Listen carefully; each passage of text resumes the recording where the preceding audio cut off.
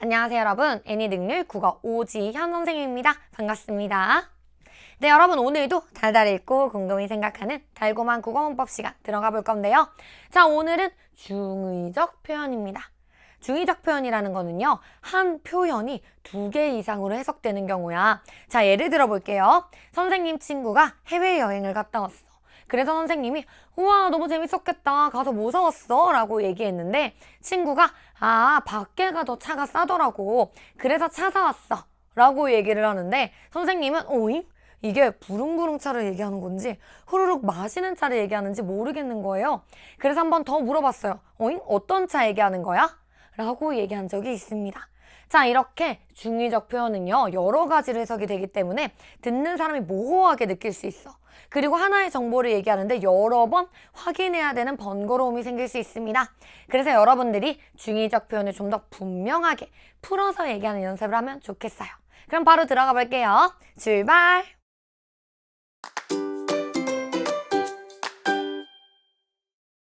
네, 여러분들, 그럼 오늘도 우리 본격적인 개념 보기 앞서서 좋은 문장 필사하고 시작할 건데요. 봄비가 많이 내리면 사람들의 손이 커져 인심이 후해졌다고 한다.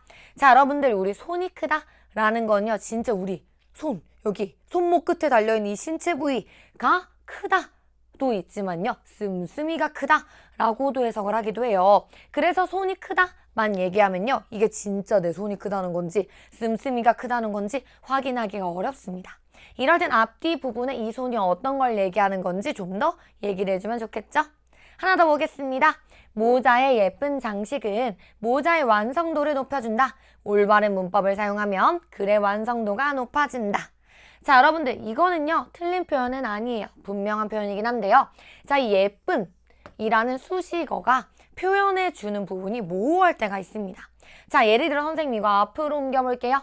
예쁜 모자의 장식은 이라고 얘기했어요. 자, 여기 예쁜 모자의 장식은 얘기할 때 그럼 우린 예쁜 게 모자인 건지 아니면 모자에는 장식인 건지 모르겠는 거야. 그럼 얘는 모자가 예쁘다고 생각하는 거야? 장식이 예쁘다고 생각하는 거야? 라고 혼란스러워질 수 있죠? 이런 식으로 우리가 수식어를 어디 놓을지도 열심히 곰곰이 생각해서 문장을 만들어줘야 됩니다. 자, 그럼 오늘 개념 한번 들어가 볼게요. 자, 중의적 표현은요, 문장이 두 가지 이상의 의미로 해석되는 표현, 그걸 우린 중의적 표현이라고 합니다. 자, 한번 볼게요. 뜻이 여러 개인 단어를 사용하면 문장이 이 단어 때문에 두 가지 이상의 의미로 해석될 수가 있어요. 자, 예를 들어 들어볼게요. 아빠는 배를 좋아한대. 그럼 우리 머릿속에 떠오르는 배가 되게 많아요. 배, 땅땅배, 이걸 얘기할 수도 있고요. 아니면 우리가 타고 움직일 수 있는 운송수단인 배를 얘기할 수도 있고요. 아니면 배나무에 열리는 과일인 아삭아삭 배를 얘기하는 걸로 생각할 수도 있죠. 자, 그랬을 때 물에 떠있는 배, 동통배, 이걸 좋아한다는 건지 아니면 과일은 배를 좋아한다는 건지가 모호할 수가 있습니다. 자, 이럴 때는 풀어서 써주면 좋아요. 바다에서 탈 수 있는 배, 시원하고 단맛이 나는 배, 이런 식으로 이렇게 써주면 좋겠죠. 자, 또 다른 중의적 표현이 있습니다. 자, 방금 봤던 대로 꾸며주는 말, 범위에 따라 문장이 두 가지 이상의 의미로 해석되기도 해요. 자, 나는 하얀 건물의 창문을 열었다. 그럼 우린 궁금하죠. 이 건물이 새하얀색인 건가? 아니면 건물은 다른 색인데 여기 창문이 하얀색인 건가? 라고 생각할 수 있습니다. 자, 이 하얀이 건물을 수식하는 건지 창문을 수식하는 건지가 모호하다는 거죠. 자, 이럴 때는요, 하얀 건물에 있는 창문이라고 해주던지 아니면 건물에 있는 하얀 창문이라고 해주던지 풀어서 써주면 좋겠습니다. 자, 이번에는요, 접속 범위인데요. 접속, 바로 와와 과 같은 접속 조사에 의한 표현입니다. 그랬을 때 얘네가 뭐랑 뭘 접속해주는지 헷갈리는 경우가 있어. 자, 볼게요. 나는 누나와 형을 도와 청소를 했다. 자, 그러면 나는 누나를 도와준 건지 형을 도와준 건지가 헷갈려요. 자, 볼까요? 이렇게 묶어볼게요. 나는 누나랑 형을 도와서 청소를 했어. 그 우리가 형을 도와준 거야 라고 볼 수도 있고요. 자, 아니면 요렇게 묶어볼게요. 자, 나는 도와줬어. 누구를? 누나랑 형을 이라고 해석할 수도 있는 거예요. 자, 여기 누나와 함께 형을 도운 건지 누나와 형을 모두 도운 건지 모르겠다는 거죠. 그럴 때는 함께 써주면 됩니다. 누나와 함께 형을 도와 청소했다. 자, 아니면 누나랑 형을 묶어서 두 사람을 모두 도와 청소를 했다 라는 식으로 함께 모두 이런 말을 넣어주면 분명해집니다. 자, 개념 확인해 볼게요. 문장이 두 가지 이상의 뜻으로 해석되는 거 중의적 표현이고요. 꾸며주는 말의 범위에 따라 우리는 중의적 표현이 생길 수 있는 것도 확인했습니다. 자, 그럼 여러분들 우리가 문제 풀면서 좀 더 복습해 볼게요.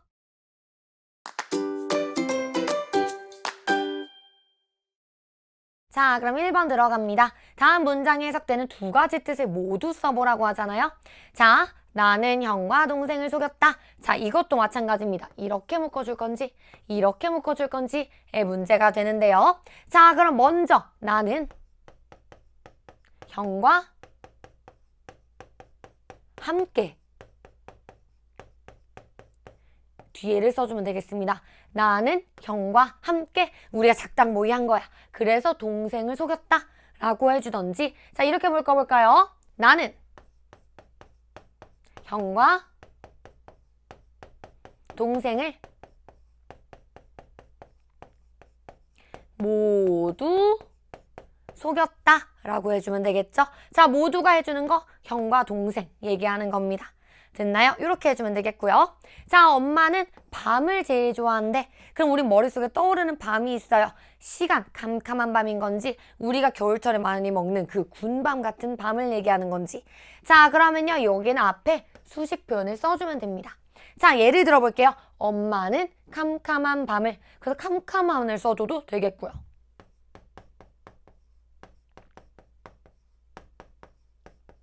아니면 단맛이 나는 혹은 맛있는 이런 식으로 써주면 되겠죠?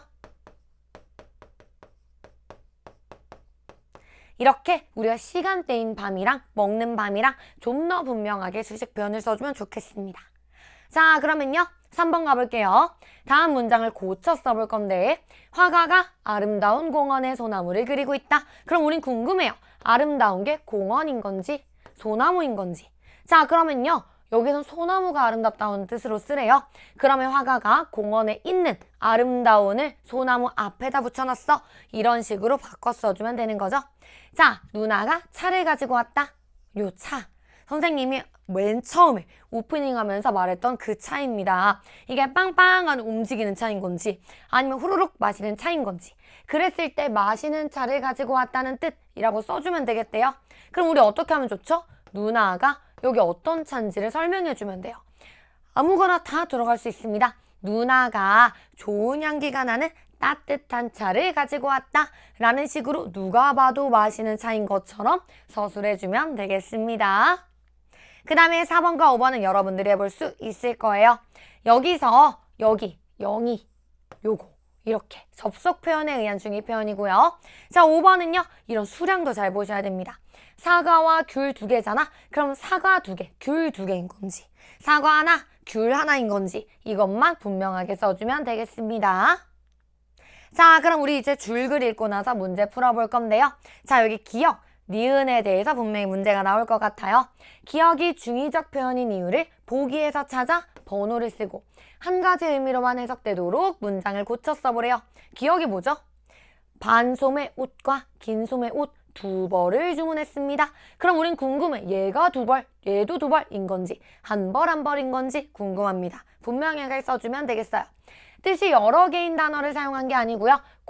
그쵸? 왜?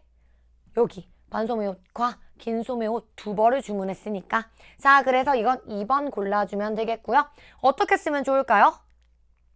반소매 옷 한 벌과 긴 소매 옷 한 벌을 주문했습니다. 이렇게 써주면 되겠네요.